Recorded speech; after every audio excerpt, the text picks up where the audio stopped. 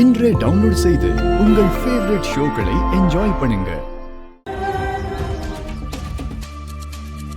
பாரதி, இது உனக்கு ஒரு சின்ன சந்தோஷம்தான். இந்த சந்தோஷத்தை நான் வளர விட மாட்டேன். இன்னையோட நான் உங்களுக்கு ஒரு முடிவு கட்டுறேன்.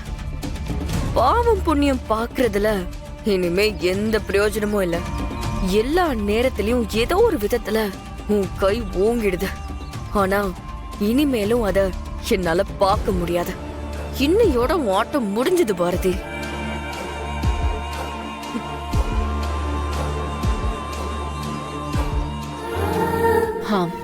லதா, பாரதி கிட்ட உண்மை இருக்கிறதுனாலதான் மித்ரா தனக்கு சாதகமா பண்ற எல்லாமே பாரதிக்கு சாதகமா போயிட்டு இருக்கு. கரெக்டா சொன்னீங்கம்மா. கோவில்ல வச்சு தியானத்துல இருக்க சாமியார் வந்து இத சொல்லிருக்காருன்னா கண்டிப்பா பாரதியையும் ஆதியையும் யாராலையும் பிரிக்க முடியாதுன்னு தான் நான் நம்புறேன். அண்ணி, என்ன பண்ணிட்டு இருக்கீங்க? நான் ட்ரை பண்ணி பார்க்கட்டா? இந்தா. இந்த பானை நிக்கவே மாட்டேங்குது. குடி.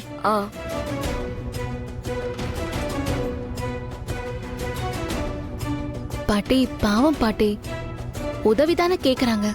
நான் போய் பண்ணிட்டு வரட்டா? ஓ வாய் வச்சுக்கிட்டு சும்மா இரு. உதவி பண்ண போறாளாம் உதவி.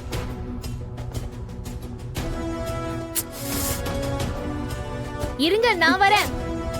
என்ன பாரதி இது? பாரதி, நான் போயிட்டு வரேன். வேணாம், சொல்ல கேளு. முன்னாடியே சொன்னல, அது நிக்கவே முடியல.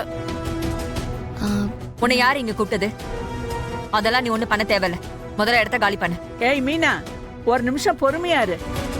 ரொம்ப நேரமா 3 பேர் இந்த பானையை வைக்க முடியாம போராடிட்டு இருக்கோம். சீக்கிரம் பொங்கல் வைக்கணும். நீ கொஞ்சம் வாய் மூடிட்டு பேசாம இரு.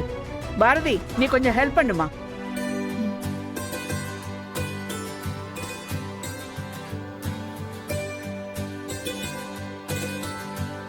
பொங்கல் வைக்க ஆரம்பிச்சிருங்க. வாங்க மேடம். ஆமா, ஆதி எங்க காணோம்? தெரியல மித்ரா, நீ பொங்கல் வைக்க ஸ்டார்ட் பண்ண, நான் போய் ஆதியை கூட்டிட்டு வரேன். நீ அடுப்ப பத்த வை.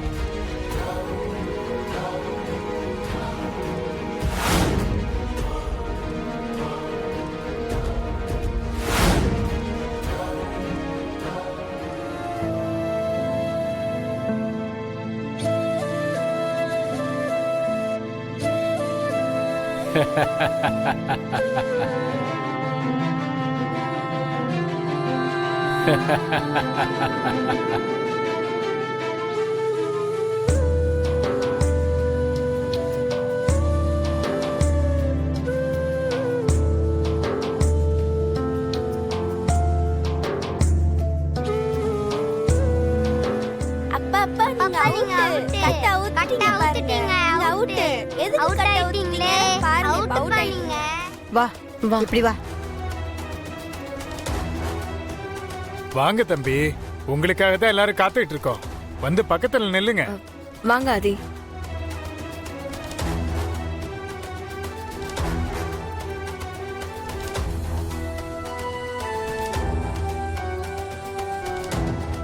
ஏ தமிழ், ஏன் உங்க அப்பா ஒரு மாதிரி இருக்காரு? தெரியல, எல்லாரும் விளையாடிட்டு இருந்தோம். ஆனா அப்பா அங்க இருந்த மரத்தை தொட்டோனே ஒரு மாதிரி ஆயிட்டாரு. ஓ, அப்ப அதுதான் விஷயமா? சரி சரி. அப்ப நாம எதுக்காக வந்தோமோ அது நல்ல விதமா தான் நடக்குது. ஆதிக்கு பாரதியோட ஞாபகம் கொஞ்சம் கொஞ்சமா வர ஆரம்பிச்சிருக்கு. ஆமாத்த, இப்படியே முழுசா பாரதியோட ஞாபகம் வந்துருச்சுன்னா 2 பேரும் சீக்கிரமே ஒண்ணு சேர்ந்துருவாங்க. சீக்கிரமா அதுவும் நடக்கும். முதல்ல நீங்க அரிசி மித்ரா, போடுங்கம்மா. இந்த அரிசி எடுத்து போடு. கொஞ்சமா கையால் எடுத்து போடு. தம்பி நீங்களும் அரிசியை போடுங்க. ஆ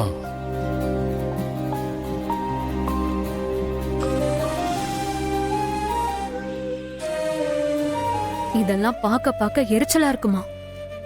நம்ம பொண்ணு கூட இருந்து பண்ண வேண்டியது எவ்வளோ ஒருத்தி பண்ணிட்டு இருக்கா. எனக்கும் அப்படிதான் இருக்கு. என்ன பண்றது? நமக்கே இப்படி இருக்கே, பாரதிக்கு எப்படி வலிக்கும்? அம்மா அப்புறம் இவங்க பண்றதுல நீங்க ஏன் அரிசி அள்ளி போடுறீங்க?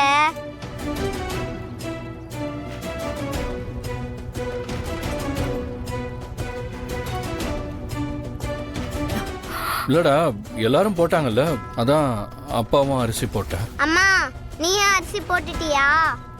ஆமாப்பா, எல்லாரும் அரிசி போட்டோம். பாட்டி நீ அரிசி போட்டியா? ஆமா ஆமா, நானும் அரிசி போட்டேன்.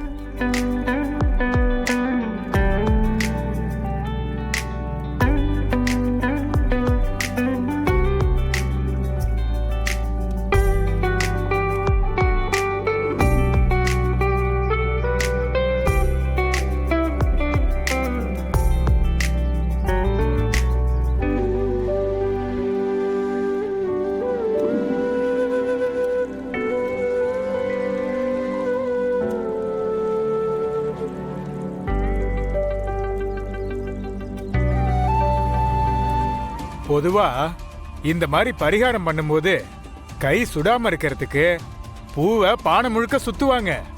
நீங்க பூவை சுத்தாம விட்டது, நீங்க அப்படியே கையில சூடுபட்டாலும் பரவாயில்லன்னு இவருக்காக நீங்க வெறும் கையில எடுக்க போறீங்களோன்னு நினைச்சேன்.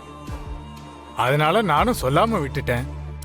ஐயோ, எனக்கு பூவெல்லாம் சுத்துவாங்கன்னு தெரியாதே. ஆனா ஆதிக்காக பண்றேன். இதெல்லாம் ஒரு விஷயமா? நான் அவருக்காக என்ன வேணாலும் பண்ணுவேன். இந்த பானை தூக்க மாட்டேனா?